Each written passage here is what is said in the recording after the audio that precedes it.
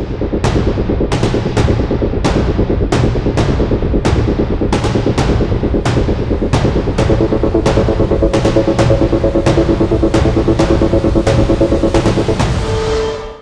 सवाल तो पूछ, हक है तेरा, फर्ज है तेरा, किसी की खैरात, किसी का एहसान नहीं तुझ पर, मगर शर्त है, अंदाज़े बयां हो बेखौफ, अंदाज़े बयां हो स्पष्ट, अंदाज़े बयां हो बेबाक।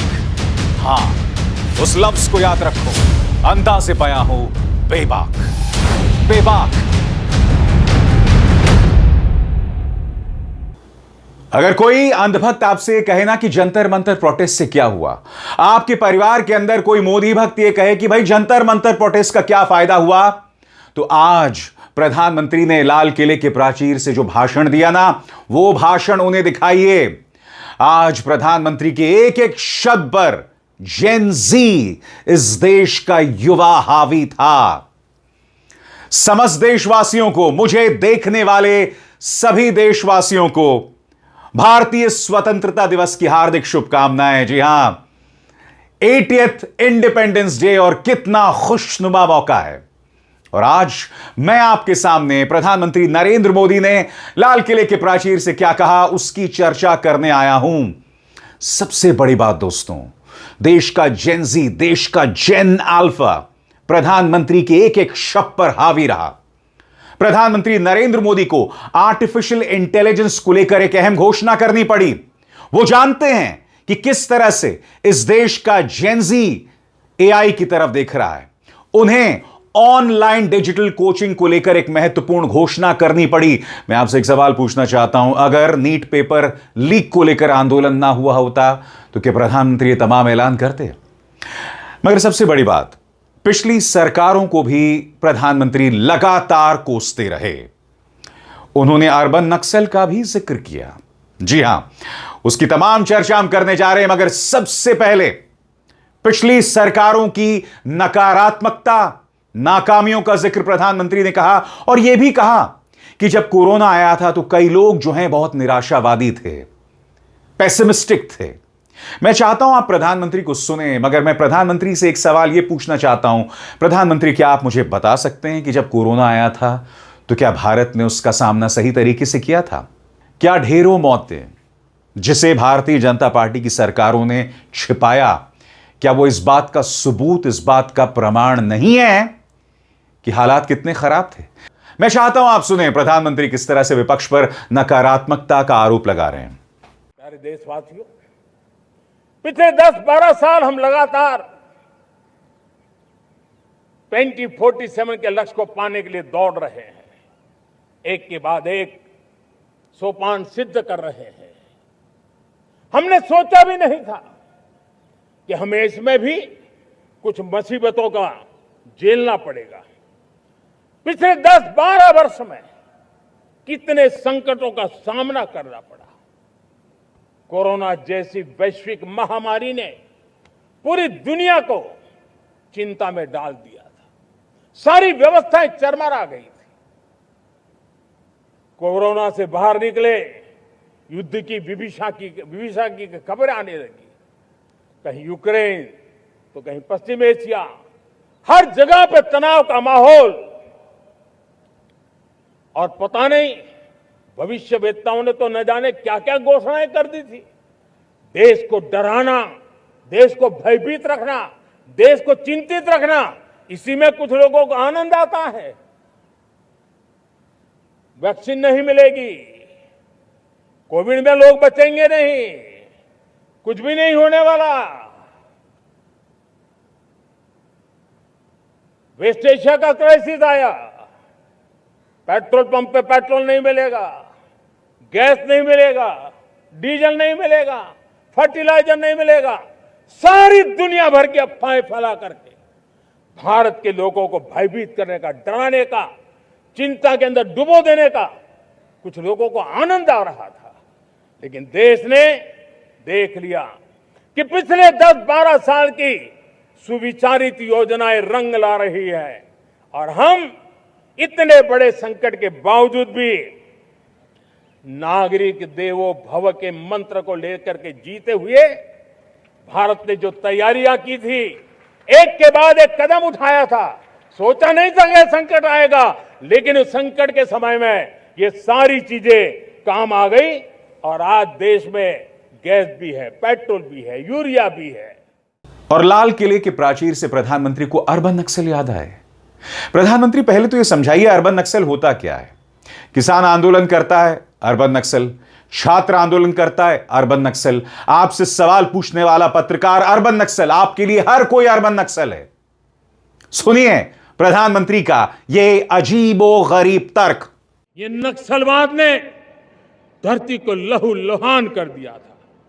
2014 में आपने जब हमें मौका दिया, उसी दिन हमने संकल्प लिया था कि हम देश को नक्सलवाद से मुक्त करेंगे। और आज मुझे खुशी है कि नक्सली माओवादी हिंसा आखिरी सांस भी शायद रहने की अब तो ताकत नहीं रही है। पूरी तरह उसे खत्म करने की दिशा में जहां पर कभी नक्सलवादियों की गोलियां चलती थी, जहां पर कभी धरती रक्त रंजित रहा करती थी, आज उसी नक्सल क्षेत्रों में, उसी इलाकों में नक्सल मुक्त होने के कारण विकास, विश्वास और प्रयास का तिरंगा लहरा रहा है।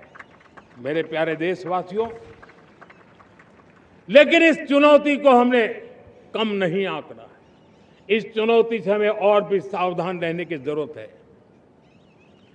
वर्षों तक देश की सत्ता में माओवादी सोच के लोग गलियारों में अपनी जगह बना करके बैठे थे।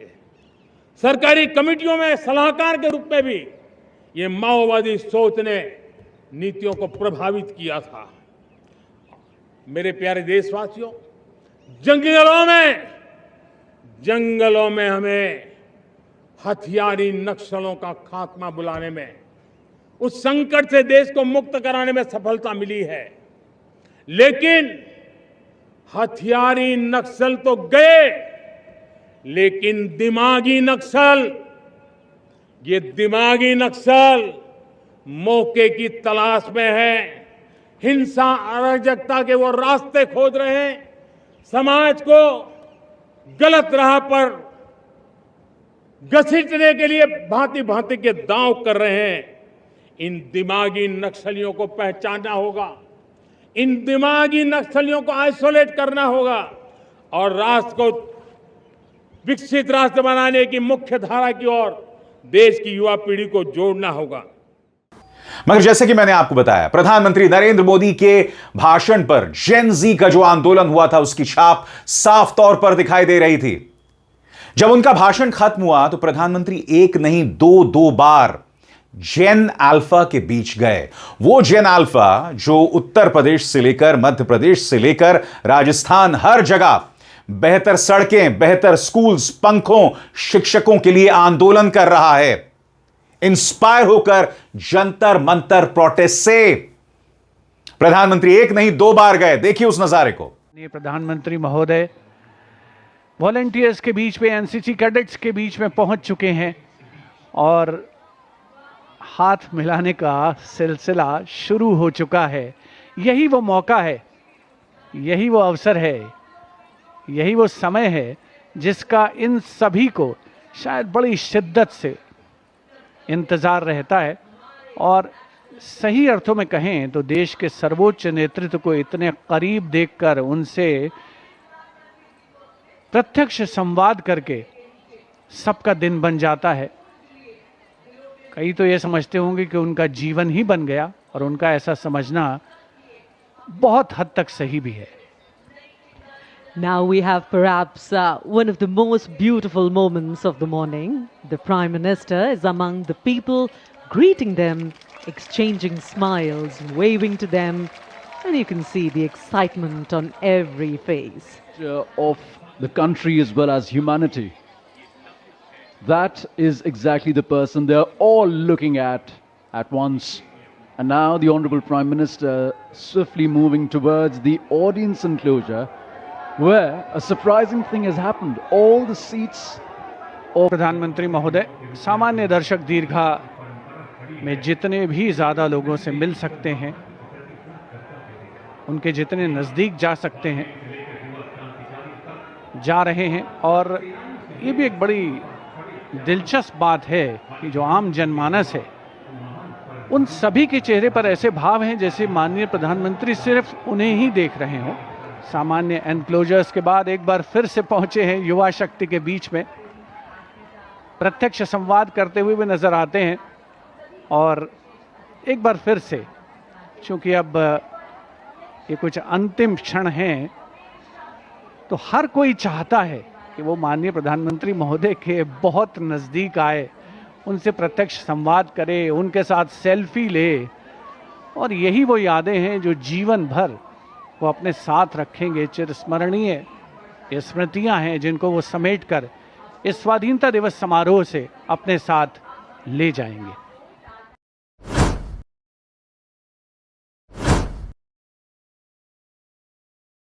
राहुल बोले, सभी देशवासियों को स्वतंत्रता दिवस की हार्दिक शुभकामनाएं। आजादी हमारे स्वतंत्रता सेनानियों द्वारा दिया गया सिर्फ एक तोहफा नहीं बल्कि एक जिम्मेदारी भी है। यह जिम्मेदारी है सत्य और अहिंसा के रास्ते पर चलने की, संविधान और तिरंगे के मूल्यों को अपने दिल में रखने की और हर हाल में लोकतंत्र की रक्षा करने की। मुझे गर्व है कि हमारे देशवासी, खासकर युवा, इन मूल्यों की रक्षा करने के लिए एकजुट हैं। जय हिंद।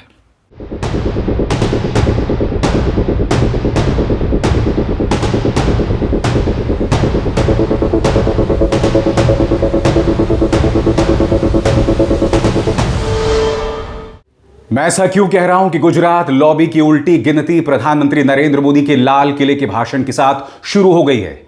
क्योंकि अब वो नफरती राजनीति नहीं चलने वाली, वो पुराने ढर्रे की राजनीति नहीं चलने वाली। प्रधानमंत्री लाल किले में खड़े होकर युवाओं की बात करते हैं, मगर राजस्थान के अलवर में भारतीय जनता पार्टी से जुड़े गुंडे छात्रों को धमकाते हैं।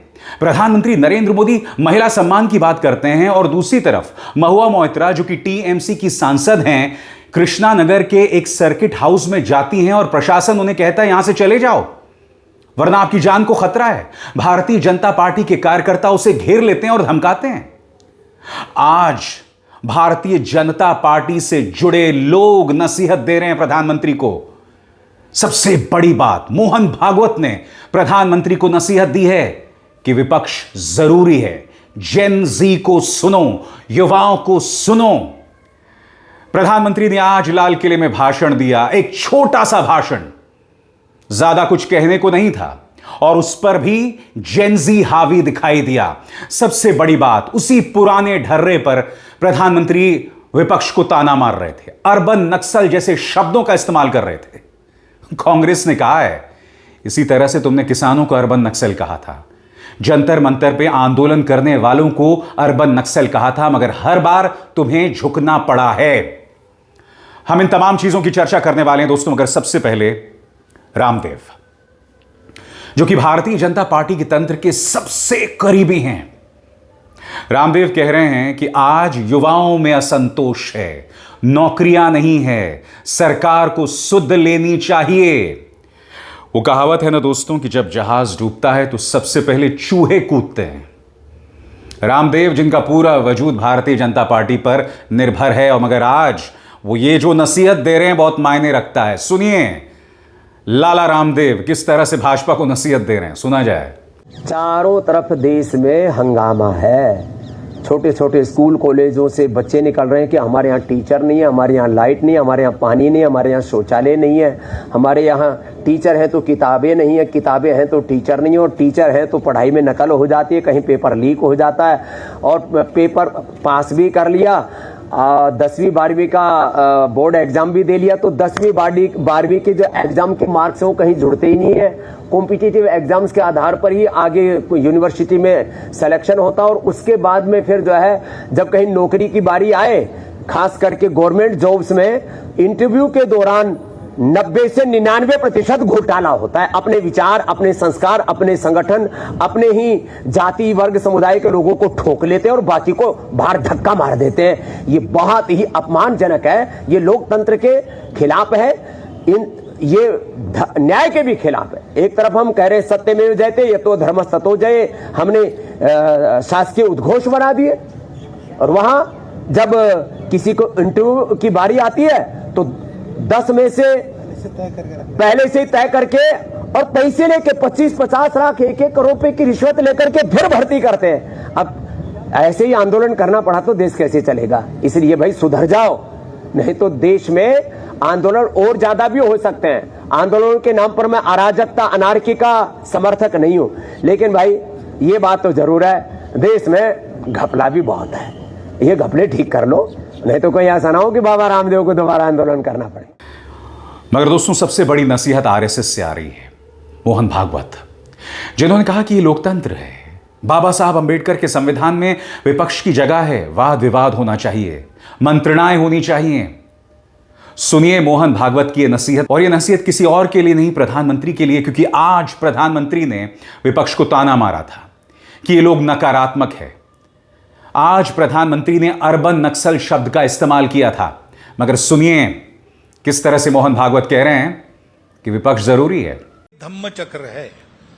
धर्म यानी पूजा पाती नहीं, धर्म यानी समाज की धारणा करने वाला नियम। उस नियम में रहकर हमको सारी बातें करनी है। अलग अलग विचार है, उसकी अलग अलग अभिव्यक्ति होगी। प्रजातंत्र है, इसलिए इसमें संवाद होता है, शास्त्रार्थ होता है, पूर्व पक्ष उत्तर पक्ष होता है, उसमें परस्पर विरोधी दृष्टिकोण भी आते हैं, विरोध करना भी पड़ता है। हितकारी प्रश्न जब उठाते तो जोर से उठाना पड़ता है, उस पर कृत्य हो इतना बल लगाना पड़ता है।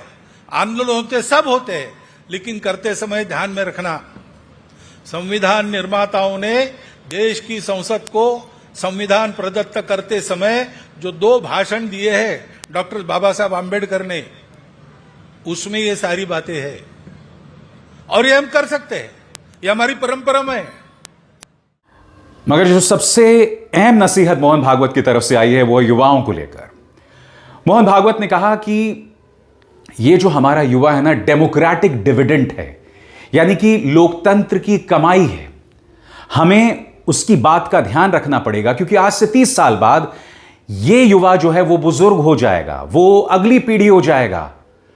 लिहाजा बहुत जरूरी हो जाता है कि ये युवा जो कह रहा है उसे हम ध्यान से सुने। मगर क्या प्रधानमंत्री अपने अहंकार के उस आइवरी टावर से नीचे उतरकर इन तमाम बातों को सुनेंगे? सुनिए ये करारा तमाचा भारतीय जनता पार्टी के नफरती चिंटुओं को मारा है मोहन भागवत ने। देखा जाए, गौरव भी हमारे मन में है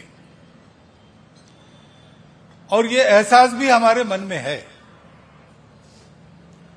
युवा पीढ़ी, उनके साथ मुझे संवाद करने के लिए बताया है। वास्तव में प्रसंग तो सबके संवाद के लिए है, परंतु युवा पीढ़ी के लिए इसलिए भारत में ऐसा मानते हैं कि वो हमारा डेमोग्राफिक डिविडेंड है और उसका ठीक से लाभ हुआ देश को तो हम विश्वगुरु बन जाएंगे, और नहीं हुआ तो आगे बहुत बोझ आएगा। क्योंकि आज ये युवा पीढ़ी 30 साल के बाद पुरानी पीढ़ी बन जाएगी, तो आगे चल के इस युवा पीढ़ी के भविष्य के लिए भी जैसे आज के लोगों ने विचार करना है, वैसे युवा पीढ़ी को अपने अगले पीढ़ी के लिए भी विचार करके चलना पड़ेगा। और जहां तक अर्बन नक्सल की बात है दोस्तों, कांग्रेस ने पलटवार किया है। पवन खेरा कह रहे हैं कि इसी तरह से तुमने किसानों के बारे में अर्बन नक्सल कहा, तो इस तरह की बातें करना बंद करो। पवन खेरा, ये लफाजी करते रहते हैं। पहले भी जिनको जमीनी नक्सल कहा, फिर उन्हीं किसानों की बात माननी पड़ी। नौजवानों को नक्सल कहा, फिर धर्मेंद्र प्रधान का इस्तीफा लेना पड़ा। तो पहले तो ये हाथ पांव मारते हैं, नक्सल नक्सल नक्सल, और उसके बाद उनकी बात मान लेते। अभिसार शर्मा को दीजिए इजाजत। नमस्कार।